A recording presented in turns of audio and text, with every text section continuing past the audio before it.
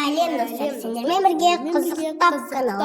Бүгінгі видеода сіздерге логикалық сұрақтар жасыратын боламын. Олай болса, кеттік. Марат бір шұңқырға түсіп кетеді. Және де оның қолында 3 сусын бар. 3 сиқырлы сусын бар. Бірінші сусын қанат тіреді.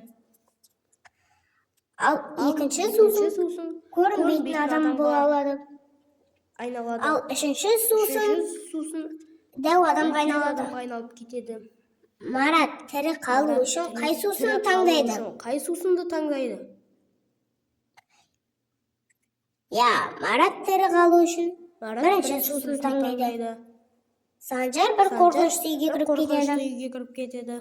Ол үйде тірі қалу үшін 3 есік бар. Бірінші есікте жабайы адамдар. Ал екінші есікте аш қасқыр мен аш арыстан отырады. Ал үшінші есікте лаулаған от.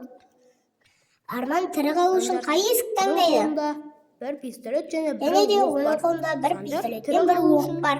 Қай есік таңдайды? Екінші есік таңдайды. Себебі арыстан мен қасқыр аш қой. Біреуін жеңеді және де Санжар соны атып тастайды. Қатені тап. Қай жерден қате кеткен? Қатені тап. Қай жерден қате кетіп тұр? Таба аласың ба? Қате деген сөзде өзінде қате екен.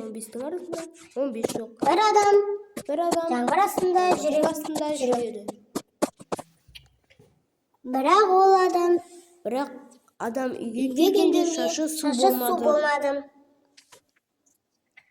Сұрақ: неге адамның басы су болмады?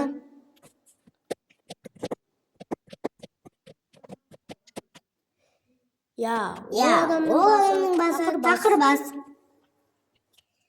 Бұл суретте қанша үшбұрыш көріп тұрсың? Мен 7 үшбұрыш көріп тұрмын. Осымен видео аяқталды. Видеоға лайк басып арнаға тіркел.